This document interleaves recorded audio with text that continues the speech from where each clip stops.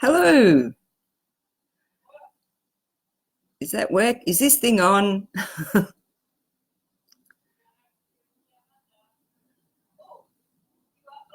Hooray. Hello.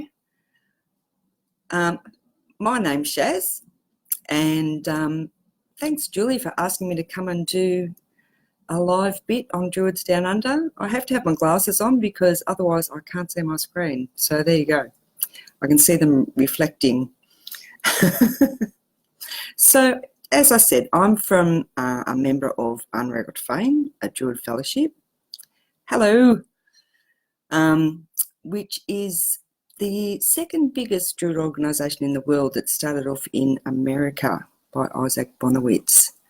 And here we are some 30 odd years later, and we've got groves all over the place, including two here in Victoria, where I am. So we have Silver Birch Grove that runs out of Melbourne, and we also have Dancing Hare Proto-Grove in Central Vic. Hi, Mark. So I'm Senior Druid of Silver Birch Grove, but I'm also the Regional Druid of the Asia Pacific. So I look after what we do down under here. So ADF Druids Down Under. So what I wanted to talk about today was just to touch on a little bit on some of the practices we have at ADF. And I was actually inspired by Casey's talk last week, where he was talking about creating nematons and finding spaces where we feel like we can practice our druidry.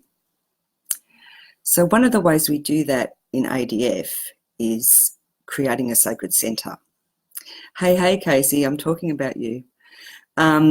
So creating a sacred centre is something that we do just as we are beginning our ADF rituals. And it's to get us into that space where we can feel centred and move forward with our practice. And the way that we do that is utilising the sky, earth and water. So earth, sky and sea. And there's a lot of ways that we can do that. And some of the things that Casey was talking about last week is, finding a space where you can actually be near a tree and near some water. And that really is wonderful if you can do that. But we don't always have that luxury for our practice. So some of the other ways that we can create a sacred centre are by using plants at home, just a pot plant and some shells and some water.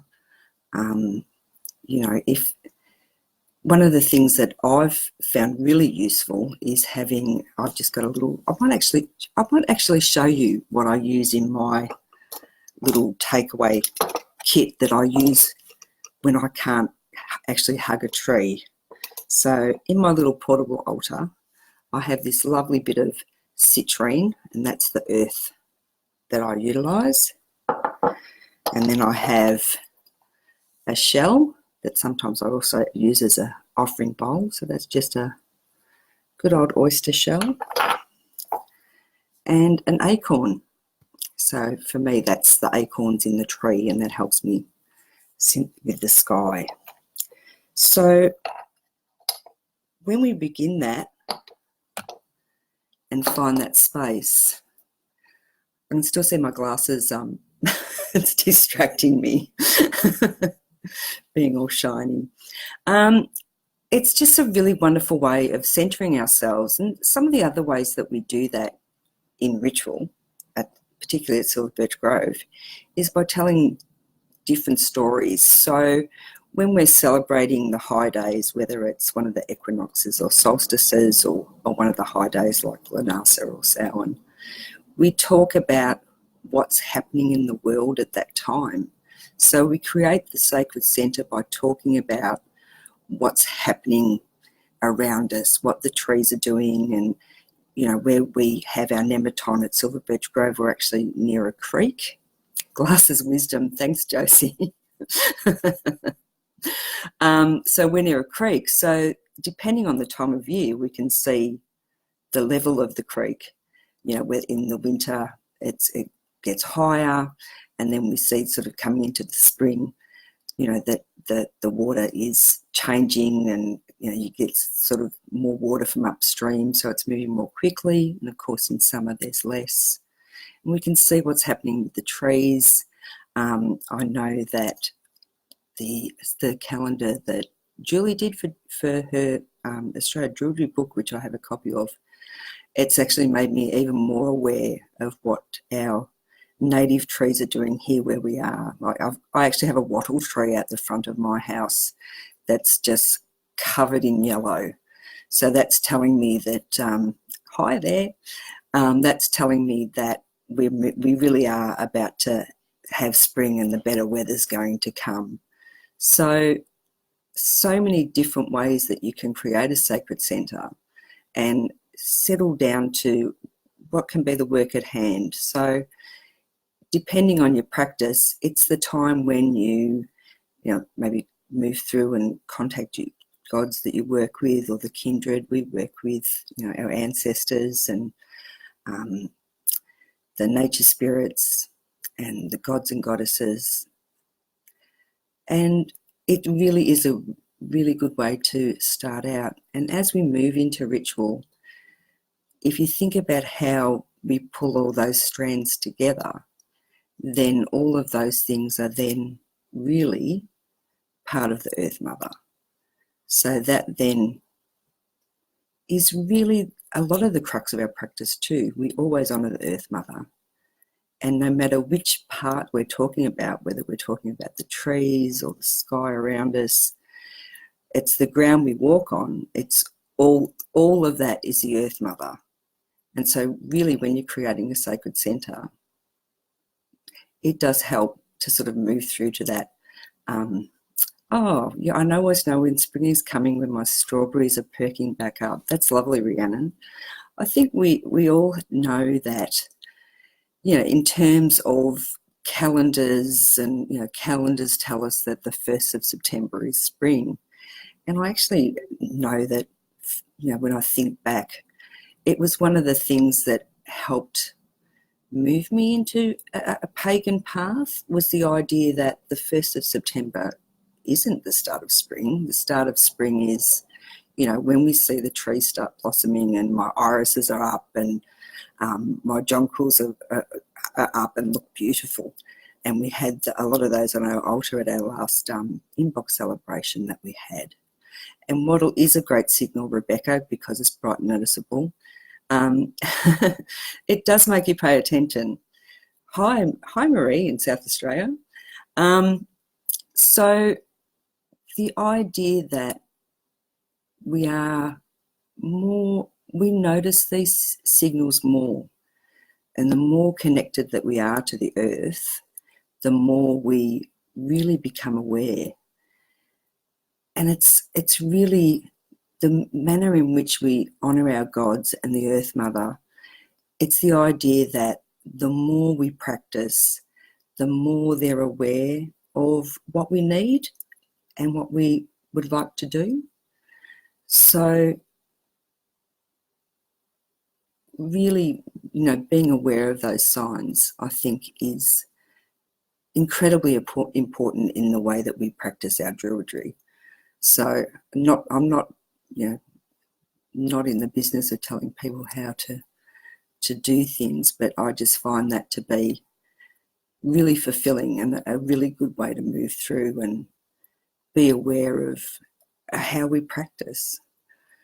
So I have tea, so now that my mouth is getting a bit dry from talking, I'll just chamomile and spearmint if you're interested. Apparently it's a prerequisite to have tea, so I'm on it. You can look at my 1970s curtains if you like while I'm just having a bit of my tea, which I'm in love with, the curtains as well as the tea. So I know that we've talked about that's the first part of what we do in ritual, and the steps that we call the core order of ritual are a bit of a roadmap. to help us, that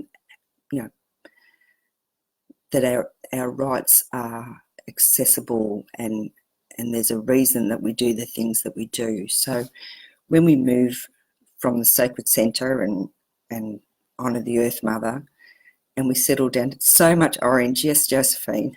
Oh, thank you. I love my curtains too. I bought them at a retro market, and I love my mother. She made them up for me.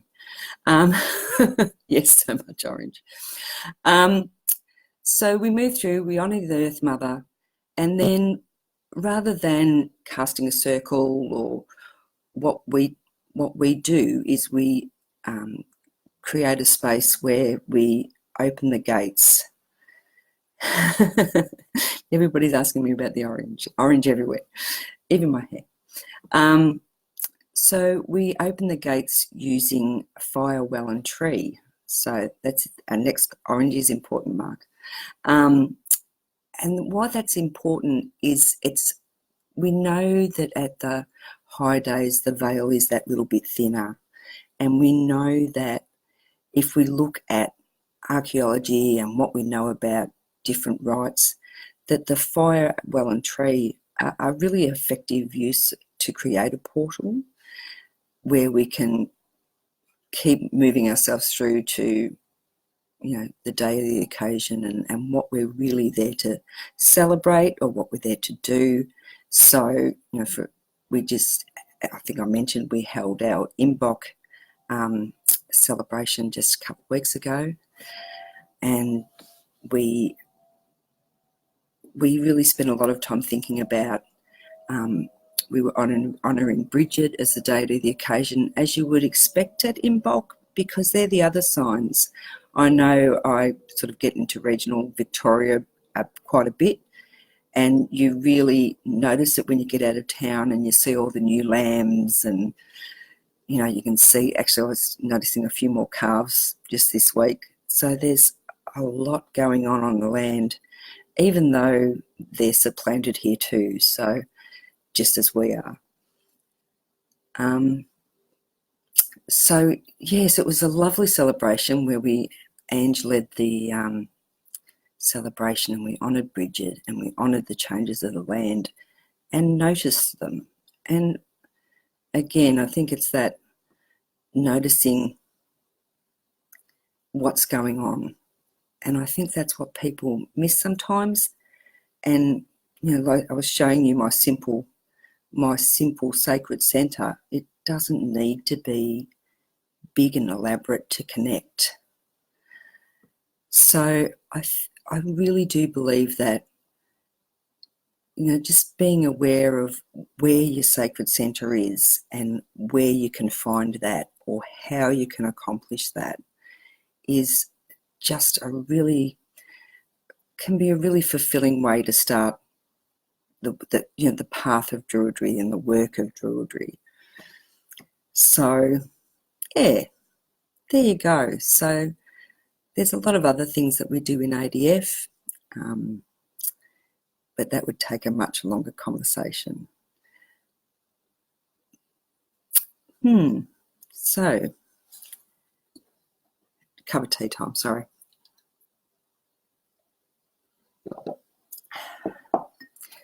So, I was just thinking about, as I sipped that cup of tea, in the same way when we, honour the fire, well and tree, when we're out in a park and we, practicing Imbolc, we have a fire. We have, an Aldi cauldron fire, because I think that's now a prerequisite for every pagan to have an Aldi cauldron. So we'll have a fire, and we have a dish that's water for our well, and we have an actual tree as our tree. And again, not always possible.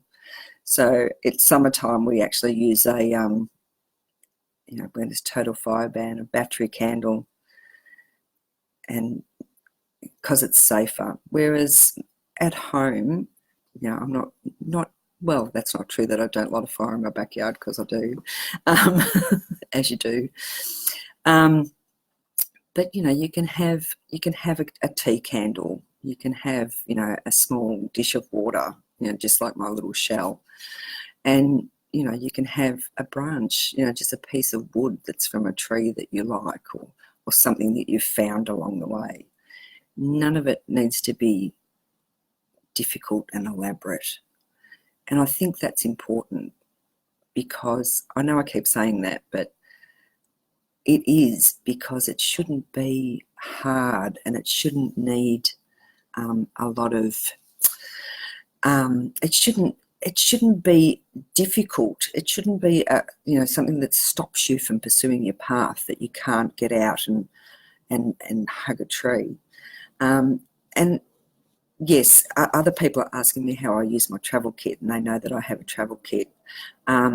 Yes, a travelling altar is very handy, especially when I do travel a bit. So I think that I've managed to scale down things quite well.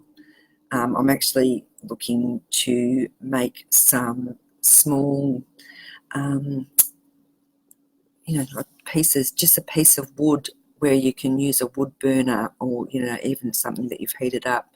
You can write, you know, a god or goddess that you wanted to worship in Ogham, or you could, you know, use the runes, or even, you know, just write the name of, and use that in your travel altar, if that's the sort of thing you're looking to do when working with the gods and goddesses that you might work with. But in my travelling kit, other than the three things, I have a little ceramic bowl. I keep a little drawstring bag that has just some, I'll actually show you. Yeah.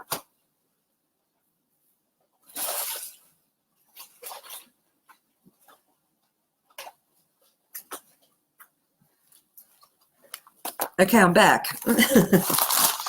So that's fire. It's just a tea candle. Oh, look out. There you go. There's a tea candle. This is a bit of driftwood I found, and that's been my tree for some time. So I've had these things for a while. And this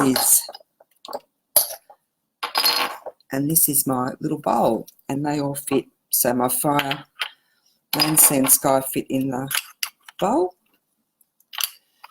And then I have some small sort of little drawstring bags that I keep little bits and pieces in as well. And, you know, the obligatory nice smelling oil. So you can make a kit for yourself. And, you know, if you don't have a backyard and you live in a flat or a unit, or even sometimes it can be because we share a house with people who don't follow the same path, and it can be difficult. So something like these, making your own little kit like that, that's yours personally, can be really helpful. Because I've talked to people who that's a problem. You know, I can't set up an altar. I'd like to have an altar so I can centre my practice. Well, I'm here to remind you again that, you know, it doesn't have to be a big elaborate thing. You can just find things along the way and create your own space. So, yeah, so we're nearly out of time. So I think I've done my 20 minutes worth. I hope you've enjoyed hearing about travel altars and sacred centres and ADF. And before I go, if anybody has got a question that they want to type there to me, I'll try and answer it for you. But yes, no. Andrew's asking me how I use the travel kit. Yep, we've talked about that. Well, I hope I've inspired you to create your own travel kits, if anything. That's, oh yes, travelling. Well, yes, of course, I'm always wearing my crane bag. Casing, as you would know. I don't go anywhere without it. But it doesn't take up a lot of space. I can actually fit my travel altar into my handbag if I need to. So it's because sometimes you do find yourself somewhere and you feel moved to, you know, to sort of sit and commune or whatever. So there you go. So I hope you all have fun now going off and making little travel kits of your own. All right, well, thank you so much. Thank you so much for coming along and listening to me, and I hope you enjoyed it. Thanks again. Bye.